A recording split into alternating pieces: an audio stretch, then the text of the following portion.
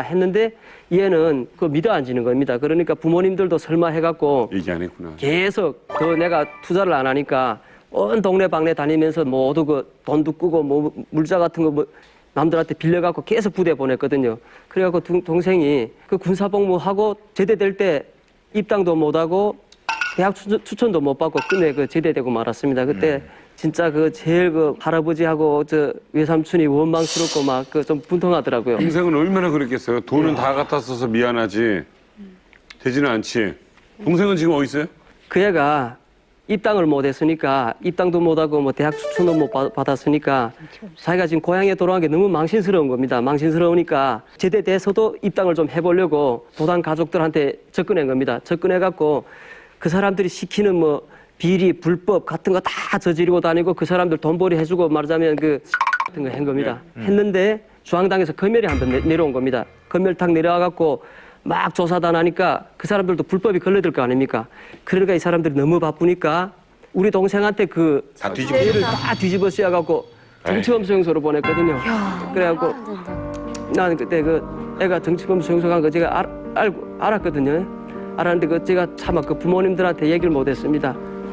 그러니까 부모님들은 애가 없어졌으니까 어디 가지 몰라 하는데 제가 그 정치범 수용소에 갔다 하게 되면 또 부모님들이 막 쓰러지고 막 할 것 같아갖고 제가 얘기 못하고 왔거든요. 여기 올 때 왔는데 부모님들은 제가 와갖고 한 1년 만에 계속 모셔오려 했는데 부모님들은 그 애가 정치범 수용소 간 걸 모르고 북한의 그 교도소랑 교도소는 다 돌아간 겁니다. 그래 3년 동안 돌다가 부모님들 귀로 직접 어디서 알아본 겁니다. 그 애가 이렇게 정치범 수용소 가서 못 나온다 하니까 그때 다 포기하시고 오신 거죠. 그래서 임대강 씨도 향순 씨처럼 뭐 그런 차별 때문에 탈북을 하게 되신 거죠. 네, 그 북한 사회에 대해서 염증도 느끼고 네. 정말 막 한멸을 느껴갖고 탈북은 항상 생각했거든요. 네. 이 땅에서 더는 살 것 같지 못해갖고 아무 때나 이 땅을 떴으면 좋겠다고 계속 그랬지만은 정작 진짜 탈북하게 된 동기는 저희 집사람이 그때 제 첫 딸을 임신해갖고 막달이었습니다. 막달이었는데 출산 직전까지도 그 집사람이 벌어먹고 살겠다고 뛰어다니고 집 나르고 다녔으니까 출산 예정일이 훨씬 앞당겨 지금 진통이 온 겁니다. 그래 밤에 제가 일을 보고 밤에 집에 들어갔는데 집사람이 막 심상치 않은 겁니다. 그래갖고 뭐 여기 같은 뭐 119나 뭐 택시 같은 거 부르면 뭐 당장 갈 수 있는데 그런 게 없으니까 제가 집사람을 얻고 그때 밤 12시 지나갖고 제가 시병으로 달려간 겁니다.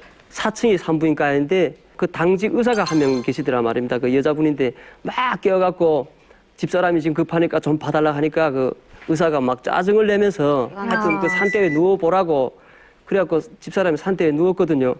누우니까 뭐 들여다 보더니만 발이 나왔네 하더니 애 발이 나왔다고 그러니까 저보고 빨리 출산 준비 해가지고 오라 해갖고 정신없이 나가갖고 그 시장 주변이고 막 온 동네 뛰다니며 막 남의 집 문도 들이고 해갖고 초도 사고 뭐 나무도 사고 담요도 가져오고 그다음에 가재천도 사갖고 병원으로 막 달려왔습니다. 그러니까 올 때 벌써 애기 울음소리가 나더라고 그래서 막 4층에 뛰어올라 보니까 집사람이 혼자 그 산대 위에 그 철판 위에 누워 있더라 말입니다. 원래 그게 뭐 원래 뭐 도 같은 게 깔려져 있어야 되는데 그 병원에서 자기네가 세탁하기가 싫으니까 뭐다 치워버리고 철판 위에다가 덩그렇게 있더라 말입니다. 그래갖고 제가 가갖고 그 가재천으로 그 뭐 애기 다 싸고 해갖고 그 집사람 침대에서 그 받아 내렸거든요. 내려갖고 북한 병원이라는 게 뭐 약도 없지 뭐 뗄감도 없지 아무것도 없으니까 먹을 것도 없지 하니까 지금 출산을 해도 뭐 어떻게 그 이별을 지키지 못합니다. 그래갖고 새벽에 빨리 전 집으로 데려와야 되는데 뭐 새벽에 차가 있습니까? 뭐 집사람이 올 땐 제가 업고 왔는데 이제 2명이니까 지금 업고도 못 오질 않습니까?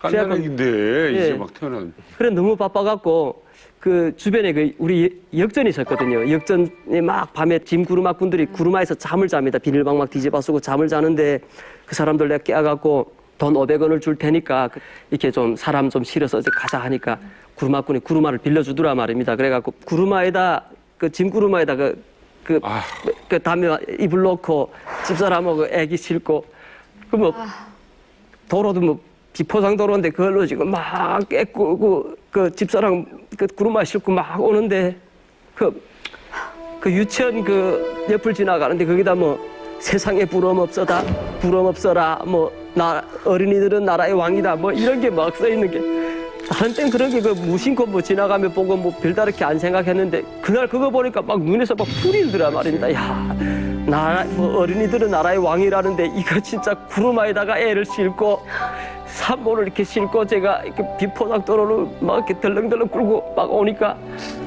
막 속에서 막 불이 있고 막 그렇더라 말다 그래갖고 저까지만 해도 그 땅에서 차별받고 진짜 지옥 같은 세상에서 살았는데 새로 태어난 그 새 생명한테 우리 딸한테는 그런 우리 같은 삶을 물려주고 싶지 않더라 말입니다. 그래갖고 제가 출산한 그 다음 날로 중국을 건너갔거든요. 가갖고 그때 탈북 루트를 찾았습니다. 탈북 루트 찾고 막 그래 해갖고 그 인원으로 해갖고 제가 집사람이랑 애기랑 다 데리고 나중에 탈북하게 됐어요. 아이고요.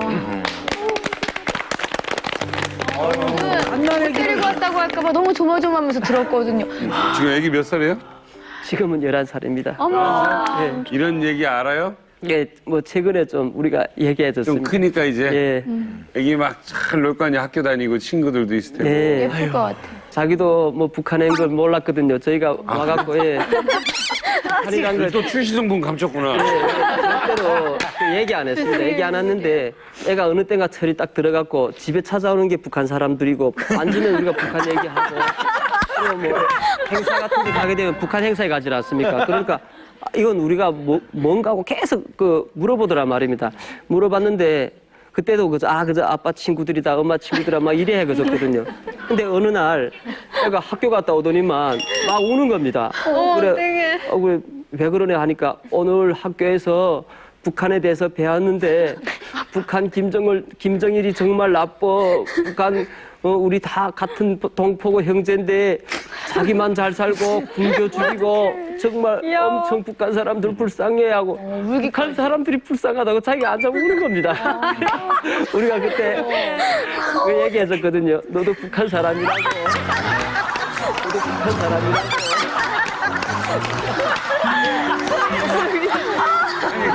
그랬더니요. 그다음 애가 막 너무 놀래갖고 그래갖고 진짠가 해서 제가 얘기해줬거든요. 그래 아빠가 너한테 그런 삶을 뭐 안겨주기가 너무 싫어갖고 우리가 목숨 걸고 이렇게 탈북을 했다고 하니까 아니 이게 감사할 것 같아요, 아이 입장에서. 근데 죄송합니다. 우리가 지금 슬픈 얘기인데 좀 재미도 하고 약간 그래서 근데 지금 부인께서는 대한민국 생활에 잘 적응하셨고요. 네 좋아합니다. 집사람이 얘기하거든요. 그때 당신 말 안 들었으면 우리가 과연 어떻게 살았을까. 둘째는 없어요? 있습니다. 둘째는 한국에서 났어요? 예. 그러면 엠브라스 타고 갔어요? 예, 그래갖고 제가 그 집사람한테 그때 못 해준 그걸 다 하느라고 제가 좀 신경을 썼습니다. 너무 좋은 남자입니다. 예, 병원에 사는 산부인과도 가서 뭐 입원도 시키고 뭐 또 뭐 먹고 싶다는 거 뭐 다니며 좀 와, 너무 하지만 우리가 아직까지 들었던 북한 남자에 대한 이미지랑 완전 달라요. 또 사실 일반적으로 북한 사람 하면 가부장적이라고 그러잖아요. 그렇죠. 완전 다른데. 개땡 같은 소리 하지 말라는 게 저는 이 사람 임대관 씨하고 같이 탈북했어요. 그러니까 같이 탈북하니까 그 태국에서 우연히 만나게 되고 맷사이 수용소에서 거의 한 달 이상을 같이 고생을 하다가 대한민국에 왔잖아요. 근데 그 과정에 네. 이 사람은 아기를 그 어린 아기 아이자 말한 그 딸내미 있잖아요. 네. 그 더운데 아기를 그냥 배낭처럼 여기다 업고 더 제가 감동을 한 것이 이 임대관 씨는 그 배낭을 이따만한 걸 쥐고 있는데 거기에다가 중국에서부터 아기가 먹을 우유 사탕이고 뭐이고 그런 거를 꼬박꼬박 쌓아놓고 매일 아기한테 구석에서도 간식 주고 막 완전히 구미하오게 했는데 어느 날 밤에요 자는데 배가 고파서 잠이 안 오는 거예요. 갑자기 임대관 씨가 쑥 와가지고 나한테 이렇게 손에다 우유 사탕을 쥐어준 거예요. 와, 막 눈물이 나더라고. 그러니까 애기 먹을 걸 나한테 주는 거예요. 이게 그렇게 지국정성으로 돼요. 그래서 아니 이 남자 말씀하셨지만 대박이라고 그랬어요. 북한 남자가 아니야. 완전 한국 남자도 저런 남자는 인기 물론이죠. 짱이죠. 감옥동지라는 거예요. 진짜 그게. 엄청 마누라를 사랑하고 가정적인 남편이시고 이게- 너무 멋지세요. 김현 씨 아무튼 뭐. 우리 얘기 듣다 보니까 예. 야 너무 제가 흐뭇해 죽겠네. 네, 맞아요. 행복한데 여기서 출생 성분 얘기를 많이 하는데 네. 그게 도대체 어떤 건지 잘 모르시는 분들을 위해서 우리 이소연 씨가 브리핑 해주시겠습니다.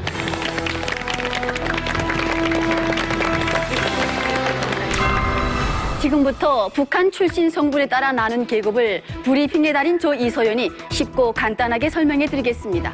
북한은 사회주의 체제를 만들기 위해 1950년대 말 가족의 계급적 배경과 사회적 활동을 조사해 주민들의 성분을 나눴는데요. 이것이 바로 북한판 신분제도입니다. 먼저 첫 번째, 특별군중. 북한 1%라고 할 수 있는 특별군중에는 김일성과 함께 일본에 대항해 싸웠거나 권력 체계를 만드는 데 도움 준 사람들이 속해 있습니다.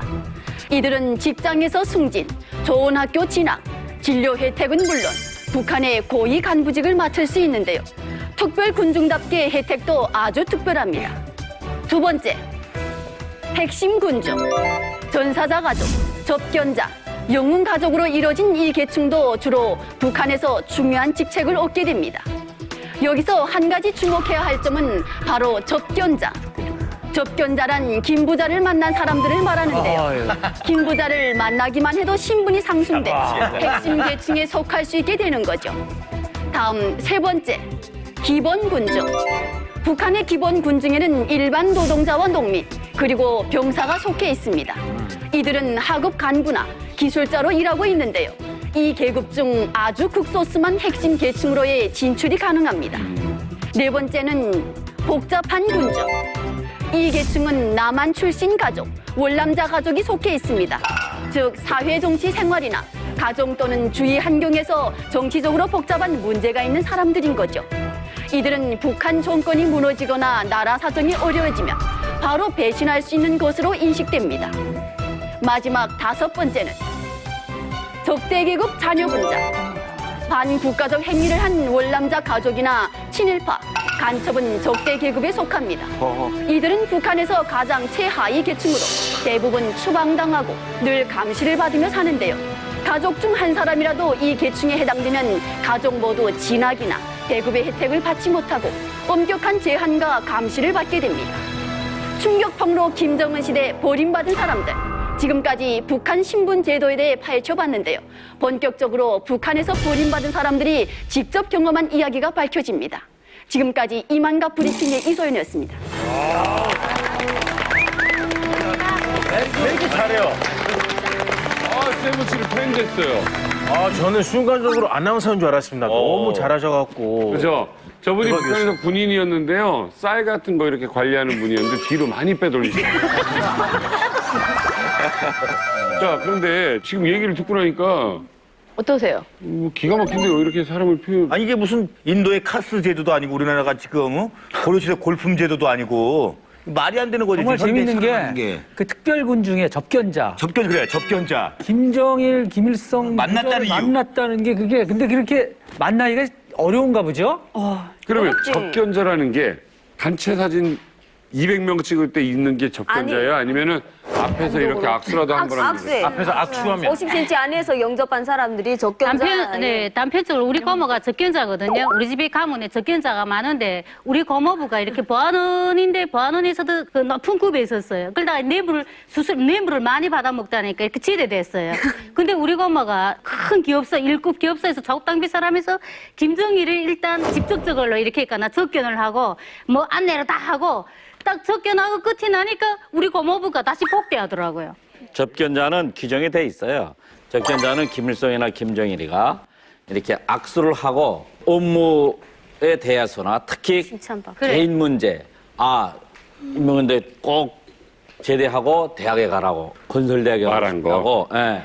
그러면 열심히 군사복무 잘해가지고 꼭 대학에 가라고. 근데 김일성이는 또 그런 가면은 나한테 편지 쓰라고, 뭐 이렇게 그 친서가 왔다 친서. 그 정도 겪은 그 규정이 돼야지 접견자는. 정치범 수용소에서 이제 체험한 사람들이 이제 공동으로 이렇게 어깨 간다 빠지고 이제 가슴이 튀어나오는데 너무 배가 고프니까 이런 것들을 다 잡아먹었어요.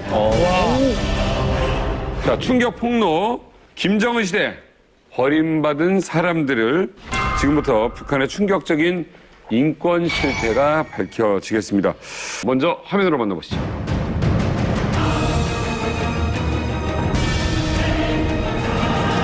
강철 선생님, 근데 정치범 수용소라는 곳이 도대체 어떤 곳인가요, 정확히?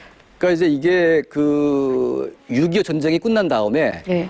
이제 그 국군을 도왔던 사람들을 이제 관리를 처음에 시작했는데 그때는 수용소가 아니고 일반 통제구역 같이 만들어 놨었어요. 그런데 이제 그 김일성의 지시를 받아서 최현희가 이제 수용소를 처음으로 만들기 시작했는데 황장엽 선생의 주문에 따르면 개천 지역에 처음으로 만들어졌습니다.